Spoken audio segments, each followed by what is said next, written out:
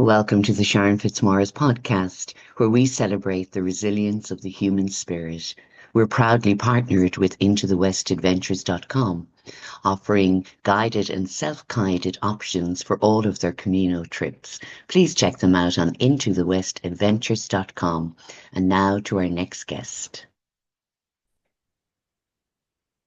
So today my guest is Jade Horton of Merkaba Holistics. Today, Jade is going to share her story, her healing journey. It is one that is quite painful and tragic. So I'm giving a trigger warning to all our listeners and viewers that we are going to be talking about child loss, serious injury, domestic abuse, and sexual violence. So if any of this affects you, please take a moment to pause. If at any stage you're listening to it and you feel overwhelmed, just press pause, take a step away, have a cup of tea, and just take some time for yourself. Jade is here only to help and inspire others that healing is possible after so many losses in her life. Jade, you are very welcome. Thank you very much for having me. Oh, you're so welcome. So I connected with you, Jade, through Instagram, Mhm. and you shared your story so courageously with me. And absolutely, I am so proud of you. I said that to you for having the courage to share your Yeah. story because it's not an easy story to share, but it's one that is part of your life, Yeah. one that you're going to have to live with every day. So I suppose the biggest thing that stood out for me as a mother is losing children Mhm. and losing children in such a horrific way. I can't even imagine how you would get through that, don't mind, move through it and to where you are today. So, do you want us to tell everybody what happened on the 10th of December 2020? Yes. So it was roughly about 7 o'clock in the morning, and I could hear my daughter screaming for me. So I always had my bedroom door shut because it was on the top floor. And so I got out of bed and I opened the door, and then I was hit with this thick black smoke and the most intense heat I've ever had ever experienced in my life. So I then could see that the smoke had been traveling from like the middle floor up the stairs and sort of then started to follow me into my bedroom. The stairs had already gone, so there was no way of being able to get down there. I couldn't hear my son, so I didn't know what was happening. Tried to open my daughter's door. It was jammed. I don't know whether that was the heat where it had expanded. So I'm shouting back to her saying, I'm going to go and get help. So I ran back into the bedroom trying to find my phone, but I couldn't see anything because it was just so quick. So I thought, well, I need to open the window and alert somebody. So I was literally screaming at the top of my lungs, like, help, help, the house is on fire. Luckily, there was a lady that was walking down the back of the gardens because they're all three-story houses, but they were sort of terraced.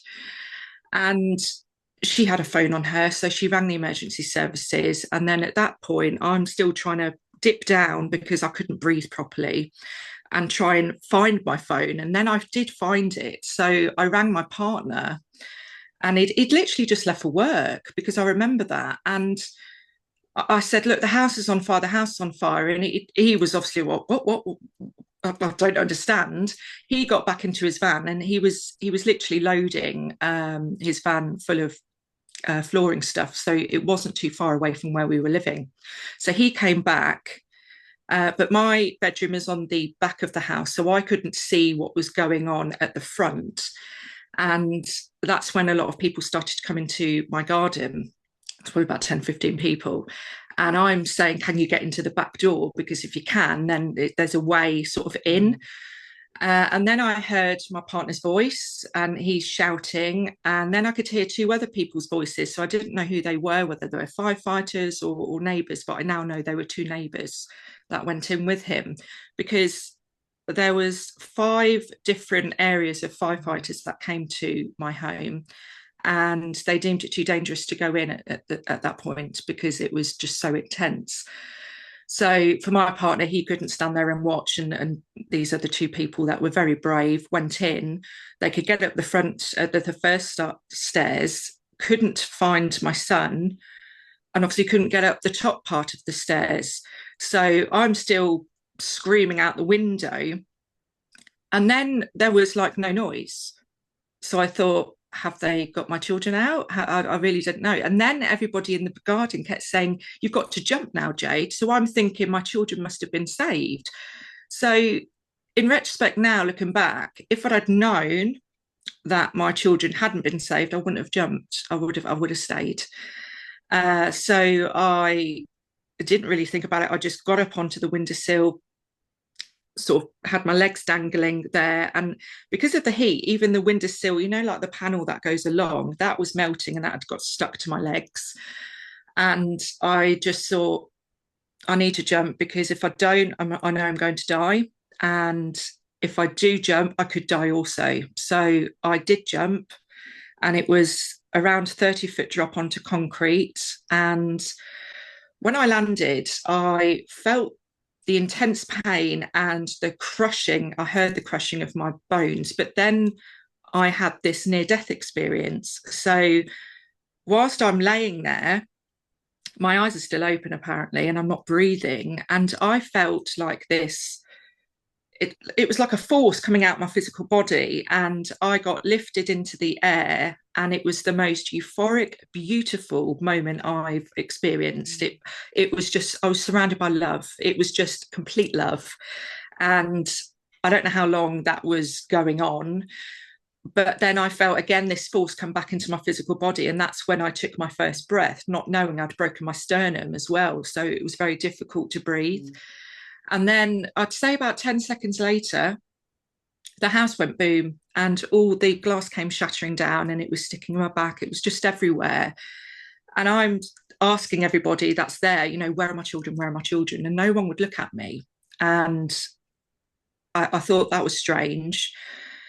So they decided to move me just in case any more windows started to break and shatter. So they dragged me, not knowing my injuries at the time, dragged me around the corner for safety. And I then can see that I've got bones sticking out of my right foot, bones sticking out my wrist. I didn't know how many bones I'd broken until I got to hospital. So I'm laying there, and I kept asking repeatedly. And then all of a sudden, my partner that I had at the time dipped his head, shook his head like this, and just started crying. I made this, what I can just describe as an animal roar. That still harrows people today. It's a sound that I don't ever want to have to repeat.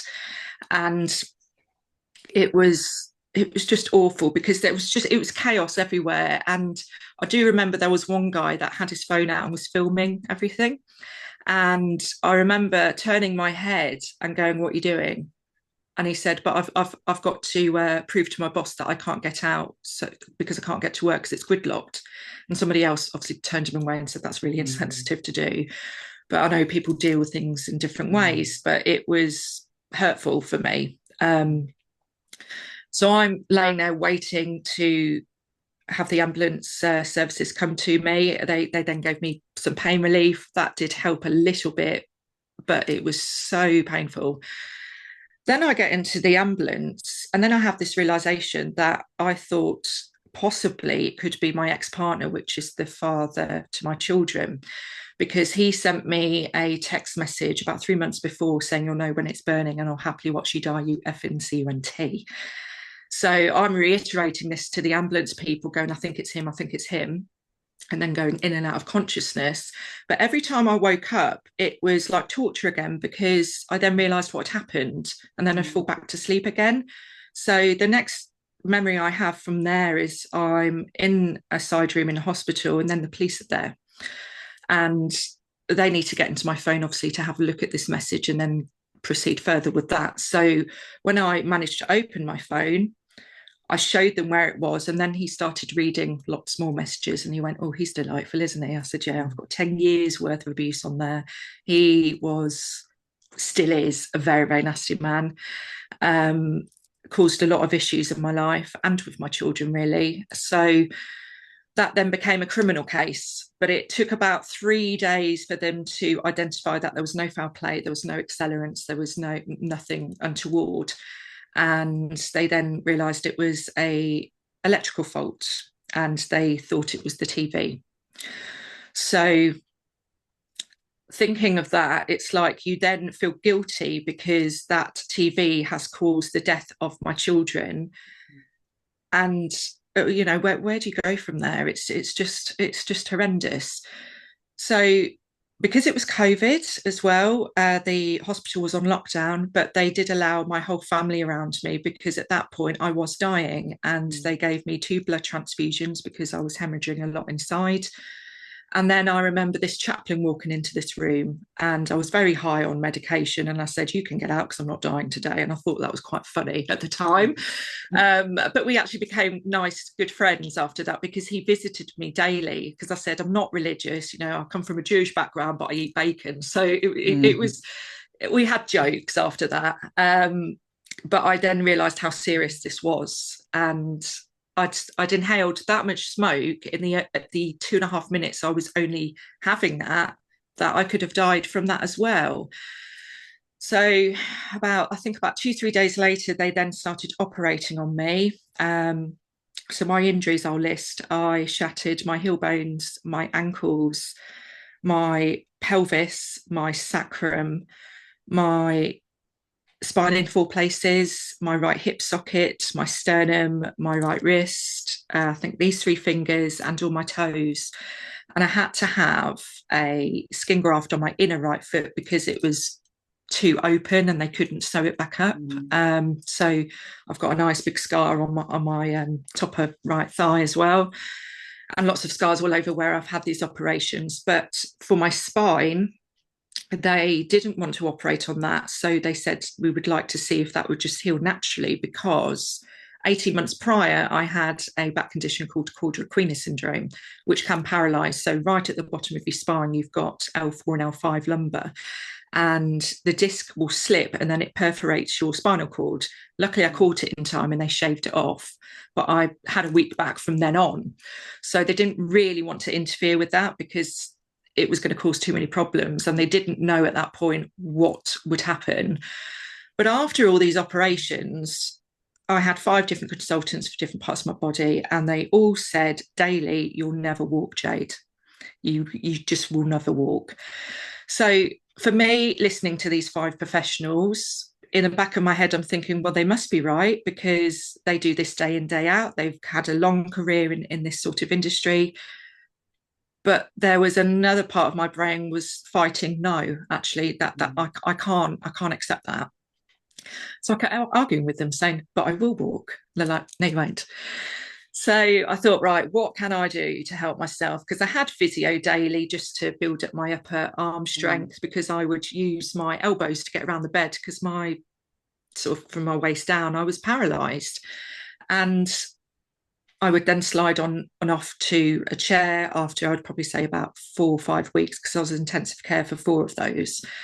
And I Googled stuff. I knew about some holistic therapies, but I'd never had Reiki. I'd never had all of those things. So when I started looking, I came across Joe Dr. Dispenza, read his story about him breaking his back in 6 places, and he mentally fixed his back. Mm. So that's what I started to do. I started to send white light to all the parts of my body, did body scans, and I did that daily, not knowing whether I was doing it right or not, but I thought, let's just give it a go. So I then meditated daily as well, because the pain of losing my children got me to a point where I didn't want to live. I was looking around the room thinking, what can I kill myself with, even though I can't reach anything? But it was always there because I thought, Mm. well, I've lost my purpose in life, my purpose for my children and my world. And when that gets ripped away from you, what do you do? It's really hard. So, and also I know now, reading about vibrational frequencies, that if you start to build it up, your body starts to react in those ways. So that was really important as well. So I'm telling these people what I'm doing, and some of them are very scientifically minded, so they didn't really get it, which was fine. But they're like, you know what, just keep doing what you're doing. Mm. So I spent 7 weeks in hospital. 3 of those weeks, I was allowed somebody with me, because it was locked down, and no visitors were allowed in Adam Brooks Hospital. they had a big meeting because I really just lost it. I was like, I can't be here on my own. So they said you can have one person, and it was either my partner or my mother. So my partner actually made the decision and said, have your mum, because you'll never hear the end of it. We don't actually speak anymore, me and my mother, but she was good in those 3 weeks. She's an abusive alcoholic, but she obviously didn't drink on those 3 weeks. So we actually had a mother and child bond there. And it did help me to have her there for support. I had a lot of support online. I had lots of friends, family sort of ringing me every day, FaceTiming, texting, but I also had a lot of trolls because the news articles started to come out and people saying, don't read it, Jade. But then I'm like, but I need to read it. And then I was horrified at the things that people were saying because I got dubbed the Philpott family. Now, people that don't know that family, they actually killed 6 children on purpose in a house fire. And I actually know the Philpotts because I used to be a prison officer and they were in the prison that I worked at. And there was lots of other things like I would have done things differently. I wouldn't have jumped. How could you jump and leave your children to die? And it's like you don't understand the situation. And I would call them keyboard warriors. I would love them all to be in a room now and actually tell me all of those things.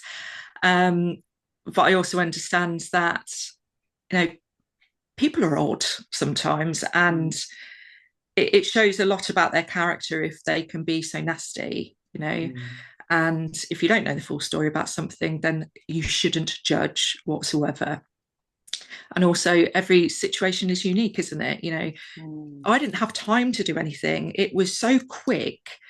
And we timed it from the time of the phone call of me calling my partner to me jumping was 2.5 minutes. And from the time of him leaving and coming back was 6.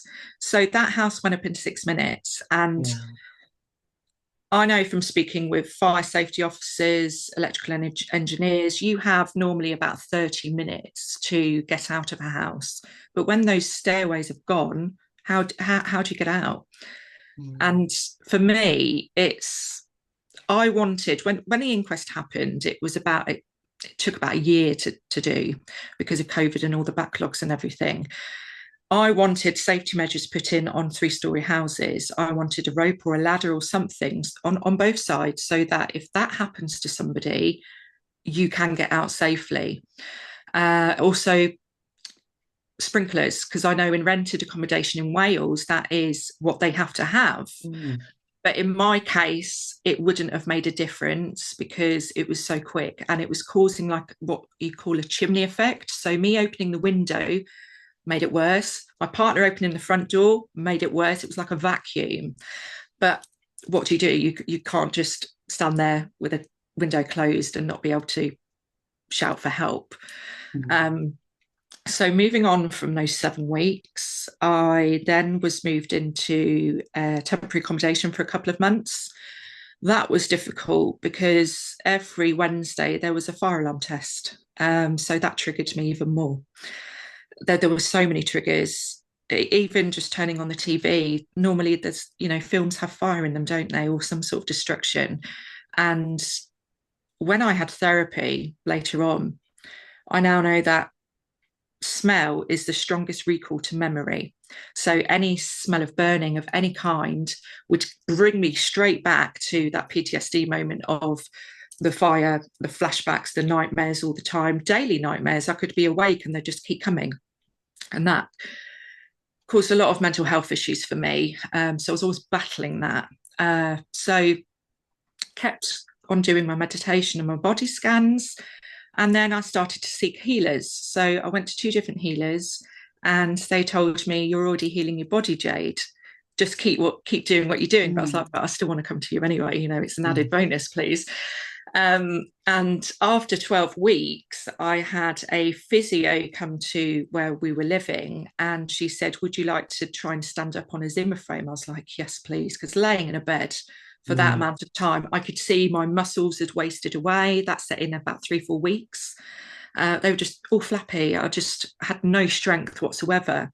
And I was wearing these, they're called like airwalker boots, like up to your knee.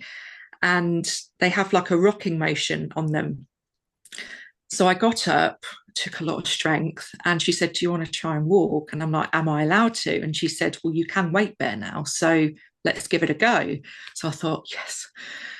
So I did, and every step I put in front of each other, my face, I think I had face ache because I was smiling so much because it was a pivotal moment for me, and I never thought that I could possibly do this at this moment in time, especially that quick. So I did 10 meters in one go. It took me forever to do, but I did it. I was knackered afterwards. So after that, and there's actually a clip, if you ever Google me, that is on the internet, um, when it was filmed. And after that, I just kept doing it every day. Just kept going up and down that hallway, up and down, up and down. And I just thought, if I keep doing it, and the other saying is, you don't if you don't use it, you lose it. Mm. So that was always in my head, thinking I've just got to keep going.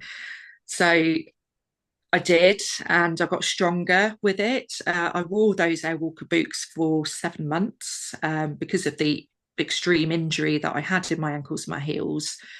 So after that, I then started to think about what could I do later on that would help people, and but also help me as well.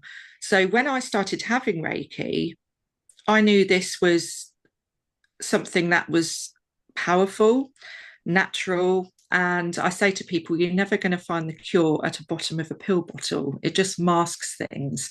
So doing something that's not got side effects is the way forward for me personally. Mm. And I opened Facebook one time, and this advert came up, angelic reiki, and I thought, what's that? I've never heard of it. It's very strange. So I contacted the lady, and she was actually local, and she knew of my story, and she wasn't too far from where we used to live. So once I was able, because I started driving, I think it was, I'm trying to remember now, it was nearly a year after it happened.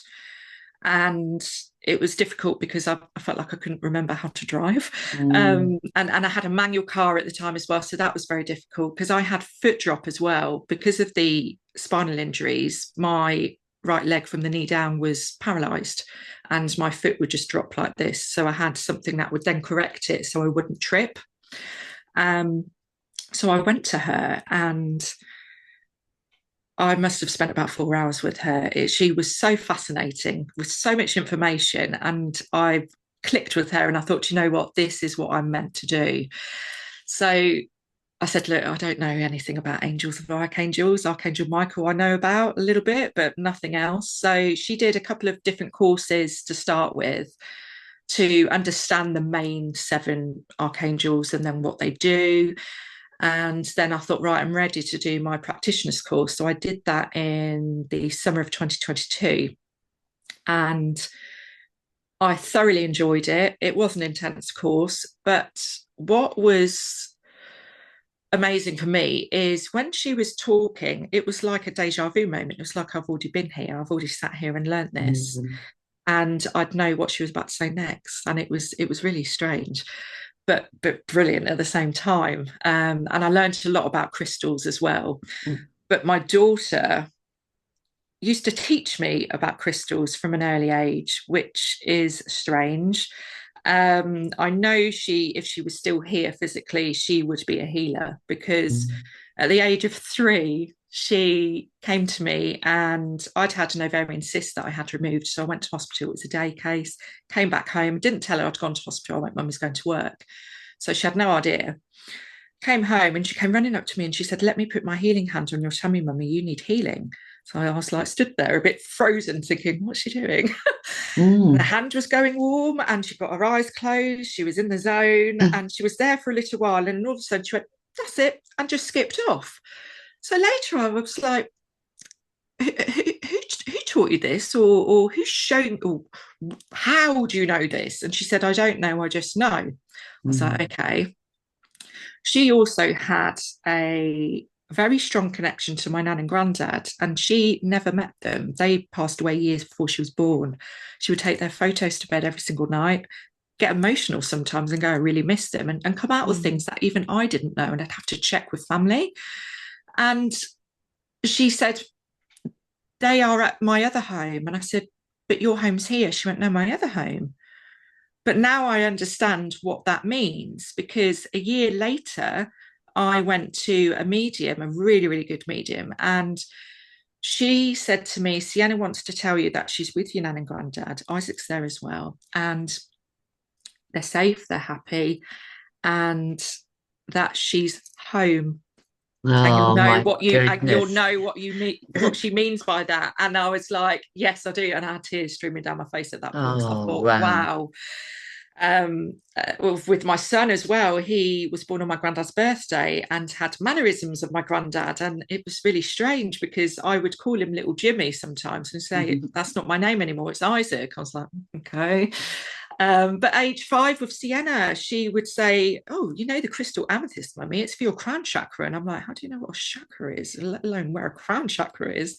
And Yeah. then she'd start reeling things off, just pure innocence. And I was fascinated by both my children, because they would just come out with really strange things that little children wouldn't know, really. They were nearly Um, teaching you before you got taught yes, yourself. yes, And I just to do. remind or to let people know that won't know the ages of your children, but Sienna was 7 and Yes, Isaac was 3 when they passed. yeah, So we're talking about these beautiful, innocent little souls yeah, that had so much to offer you and the yes. world. How do you then deal, Jade? Because there's so much in your story, Mm, and you share it so well. But if we stop for a moment and with all the chaos of the fire and being told you'd never walk again and the rehabilitation, and then realizing when you come back out into the world as you, that your children really aren't here anymore, how did you cope with that each and every day? not very well for, I would say, the first 2 years, because it was COVID. I kept asking for therapy because I know I needed to speak to somebody. And they said I was on a waiting list, and I didn't actually get therapy on NHS until 18 months later. But luckily, I had the funds to pay for EMDR therapy. So I did that solidly for 7 months.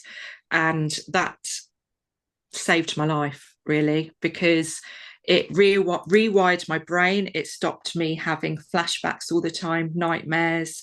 I then started to recollect and actually put everything into, I would say, boxes in a way, so that my brain wasn't traumatized all the time, because I was Mm. always in fight or flight, and that was exhausting for me. But I did do other holistic therapies as well. So they all complemented each other. So I did hydrotherapy. So that was great for my muscles. Mm. Obviously, I've said about Reiki. I had acupuncture, brilliant for pain, but also this lady is spiritual. So that was lovely because she treats mind, body, and soul. Mm. And I did feel when she did something near my sternum, I felt a massive like release of pain and suffering. And I felt lighter afterwards. And it was actually, it's actually got the name Jade in it, which is strange.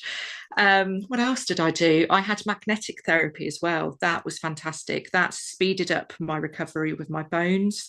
And I was very fortunate, because that is an expensive therapy to have. Fortunate that a friend of a friend had this company, it's franchised, and they gave me 10 sessions for free.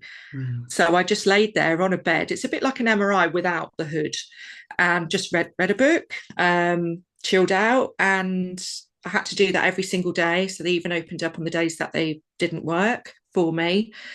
And I was so grateful for that, because a lot of people did help me in a lot of different ways. And even down to money as well, because we'd only been in that house for 6 months and I hadn't even got around to doing contents insurance. So when we lost all our material things, you don't have the money to pay it, and buy things again. And Mm. I had 3 different GoFundMe pages that was just shy of £30,000. Now, that sounds a lot of money, and it is, but when you have to buy everything again from Mm. scratch, it goes very quickly. And for me, it was, yeah, it was, I don't know. It's like when you live with people or throughout your life, you accumulate things, don't you? So having to write a list of literally everything, down to socks and pants, even Mm, it's a lot. And so I was so grateful for that. And I actually went on the local radio to thank everybody because I wanted to show my appreciation. And St. Neots is a lovely community where they all help each other in different ways. So I felt like I then belonged there, mm, because I'm actually originally from Stamford in Lincolnshire. So that was really, really nice. And I've been on quite a few times to show my journey, and people listen mm, in and then they comment, and it's really, really nice. But I do feel my family are a massive, strong support for me. I've got a big tribe of friends that yeah, they are very, very protective of me, and they call me a warrior. I get that mhm, a lot. Some of them call me warrior princess.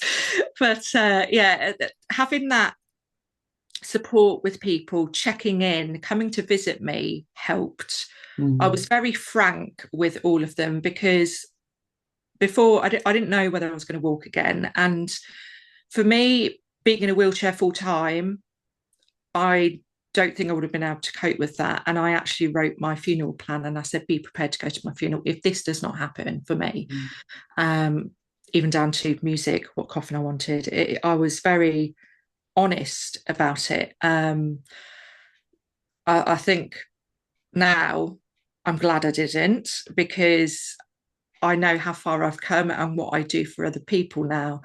And I'm so appreciative of everybody that has helped me along the way. mm, Um, it is always going to be hard for me. I do have days where I am quite low, and I know that will always happen. And I always explain to people, when you're a bereaved parent, it's like a tsunami at the beginning, where you feel like you're treading water and you can't breathe. But as time goes on, those waves come and go, and then you learn how to ride those waves with mm, that time. A lot of people say time is a healer.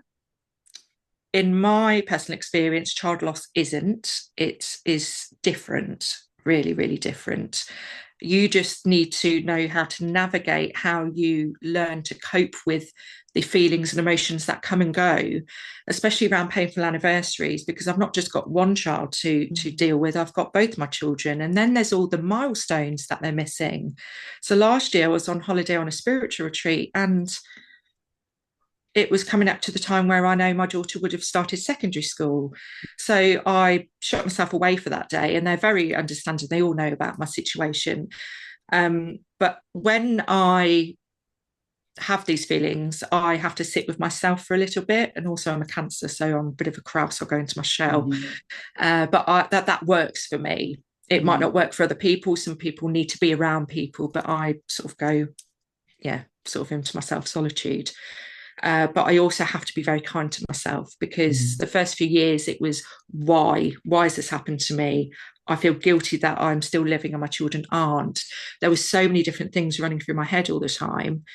But now I do things on their birthdays, or the day that they passed away, other, even my birthday, even there's so many different anniversaries that I do something nice for mm, myself. So Isaac's birthday would have been last Saturday, and he would have been 8. So every year I go on a yoga retreat, because I know it's really good for my mind, body, and soul, and that does help. And it's always a learning journey for me, and I think it's going to be like that for a lot of people with different situations. You need to know what works for you, as long as it's healthy. I could have gone down the drug and alcohol route, but nothing's going to fix my situation. I mm, know that type of substance misuse is going to make me feel worse, but mm, I do understand people that do, because it's an escape. But it's knowing when to come out of that as well, because it mm, destroy many, many lives. Not only your own, but it's a massive ripple effect, isn't it? So yeah, I would say be kind to yourself, and reach out to people, even reach out to me. I'm a very open book. So I love helping people. I help bereaved families because I'm further in my grief journey than they are. And I've tried so many different things that's out there. But when you're in that deep, dark space, you don't know what to do. So having somebody sat there and can tell you, these are the things that I tried, these are the options, Mm, give it a go, is really helpful. And also, I know what it feels like. Even though every loss is unique, we're in this club that we would never ever want to be in, but we all support each other. There's online stuff. Facebook is a brilliant mm, tool as well. There's lots of bereaved groups there as well, and we just build each other up and learn from each other as well. mm. So yeah, it's always going to be hard. Yeah, Absolutely, Jade. yeah. Thank you so much for sharing that. One of the things I felt, even, when you jumped 30 foot down onto the concrete and everything was shattering and you're not aware of it, but you felt that euphoric feeling only Mm. to come back again to your body.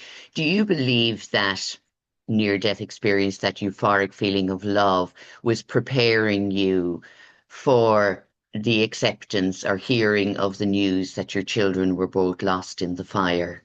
I do think that, and also because I've actually had two. I had one when I was 3 years old as well, very similar. And this is what happens when you transition, when it's death. The death part is just your physical body, because your soul is eternal. Everything is energy. You cannot destroy energy. You just transform into something else. Some people come back again. We have, I don't know whether people believe this, but I do. We have so many different lives because the earth plane is the hardest plane you'll ever have, and it's a school of learning. Mm, And it's a bit like a contract where you tick off each time that you agree to come back, what do I want to experience in this life?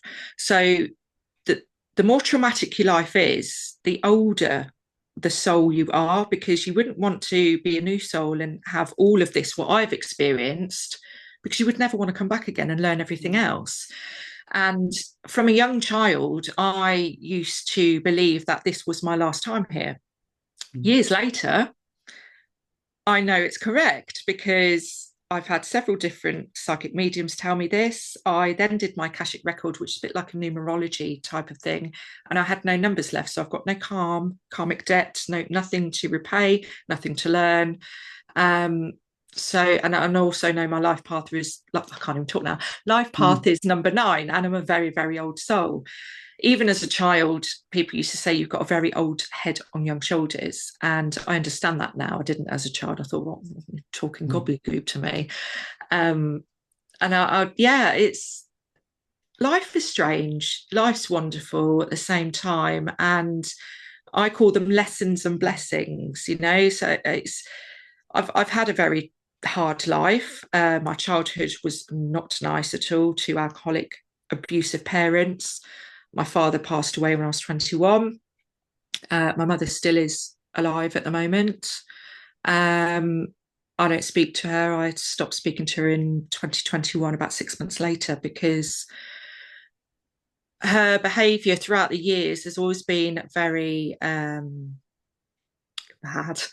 And I'm one of 6 children, and we all feel the same.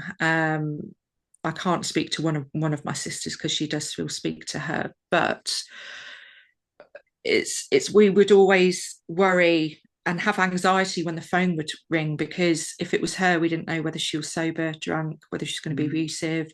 We used to say who's flavour of the month, because she always used to have a favourite child at that point, and then just mm, be nasty towards everybody else, or bring up things that were like, no, that didn't actually happen. Or she would deny things all the time. Um, so I feel free now that I don't have a toxic parent in my life. And I know I don't need her either. Um, but I have sent her energetically love and forgiveness. That was very difficult for me to do because I had a lot of hatred for many years. And what she did to me over these years were disgusting. Um, but I know my worth. I know who I am, and I've learned from it. And I know not to accept that type of behavior ever again in my life. And mm, I think from having a childhood like that, you then become used to that trauma and abuse. You become resilient to it as well. And then you end up having abusive partners. And that's what ended up happening. And you end up picking your father statistically. So, yeah, I did do that. And the only positive thing to come out of that 7 year abusive relationship with their father is I had two beautiful children from him. The Mm. rest of it was horrific. He went to prison. Um, when Isaac, when Sienna was 8 weeks old for armed robbery. He got a 6.5 year sentence, but in the UK, you only do half of that and then half in the community. And then I fell pregnant quite quickly after he got discharged from prison, but that was out of rape. So, but he did rape me several times over those 7 years. And I never felt comfortable in coming forward about that because he's 6'4", he's built like a brick, you know what. Mhm. Very handy, he boxed, he kickboxed, he's a strong man, and he always used to make threats. So I didn't want to bring that on myself and my children because I wanted to keep my Mm. children safe. So now I do feel strong enough to actually take him to court because he is actually in prison in a Scottish jail for 6 years for rape because he raped one of his ex-partners and she felt strong enough to come forward. And that was only a 6 month relationship. So every relationship he's had since me, it's got quicker and quicker and quicker. And I always said to his family, you'll see him on the news one day. He'll go too far and he'll kill a woman because he is that dangerous. He does not respect women. He thinks we're beneath him, and obviously enjoys that control Mm. and the pain that comes with that. And I did actually go and watch him get sentenced last year. I travelled up to Edinburgh to the Supreme Court, and when I walked in, obviously he didn't realise I was going to be there. But I wanted to support his ex-partner because it had taken 4 years to get to court. So I thought, you know what, I'm going to go. I'm going to sit there with her. So I got there, and he turned around, looked quite shocked to start with, thinking I could see the cogs going in his brain, thinking, "What are you doing here? What are you doing here?" He smirked and then laughed at me. So his ex-partner said, "What's that about?" I said, "He's nervous." I said, "I've known him the longest. I know him probably better than he knows himself, to be honest. And he knows I'm coming for him, I think, now." And Mm. that was quite an empowering moment for me because I hadn't seen him for years. And I've left one part out actually. When I was in hospital for those 7 weeks, when he rang me, he obviously asked what had happened. Then he started to get quite irate, started shouting abuse down the phone. I put the phone down, kept ringing. I said, "Look, I don't want to talk to you." So he sent me a message and he said, "Well, I'll just make more caskets then, won't I?" So that's a threat to kill. So I Mm. had to report him. He got arrested, but he got let go because he played the grieving father. He wasn't really in the children's lives. I tried to encourage that, but he didn't really bother. They would see his mum, so I would take the trip to drop them off for the weekend and say, "Look, they're there, go and see them." Sometimes he'd turn up for maybe an hour and just go, or when he'd come and see them at mine, he would take them to the park for maybe half an hour and bring them back home again. He very rarely had them. And as the years went on, Sienna wouldn't come down from her bedroom. Like I'd say, "Daddy's here." So I don't want to see him. So he'd have to go up there to see her. And afterwards, I'd say, "Why don't you want to see Daddy?" And she said, "But he doesn't play with me. He's always on his phone. He's not really a dad." So, in her wisdom of a very young age, she understood. And I never bad mouthed him in front of my children ever because I didn't want them to have an opinion. They needed to work it out for themselves. And even Isaac, even though he was only 3 years old, his behaviour started to change when he did see his dad. So at nursery, they would say, "Is he seeing dad this weekend?" Yes. He's starting to lash out at nursery. And this was a pattern. He never did it when he didn't see them. It was Mm. always after he saw him. So I made the judgment. It was probably about a month before the house fire happened. I thought, I can't have him seeing him because it's detrimental to his own Mm, well-being. And I can't have him lashing out at nursery either. It's not fair for the other children. And he's obviously very confused with the emotions that he's feeling from a little boy.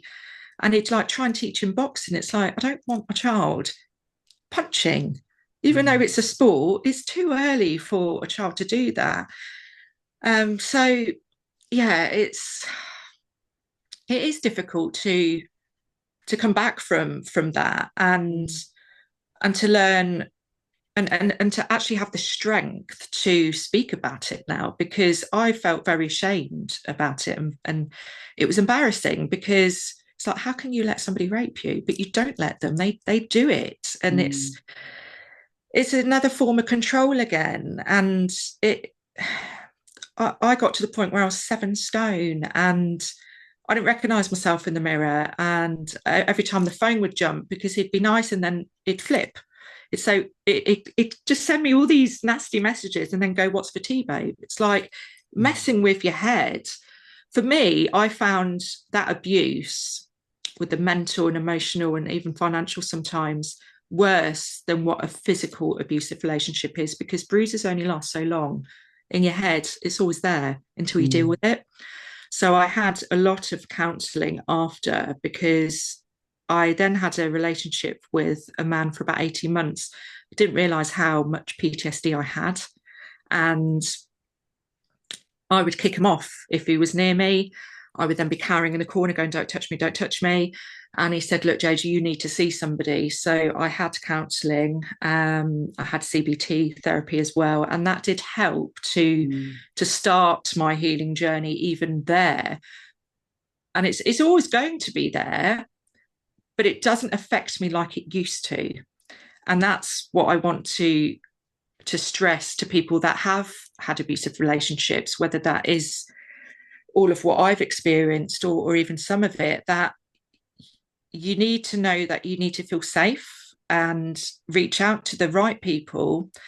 And the police are there to protect you. Sometimes they do fall through with certain things. But there are a lot of people that can help, that are specialised in that area. And at the time, I was actually a domestic violence advocate, and I didn't see it coming. Didn't see it. But then you start to have denial as well, or just think about, just grasp onto the little nice things that they've done or said and try and forget all the horrible things. And I mm, say to people now, like, don't accept crumbs from a table. You need the full loaf. Just don't accept that, because that's all you're going to get. If you and it's always going to keep repeating as well.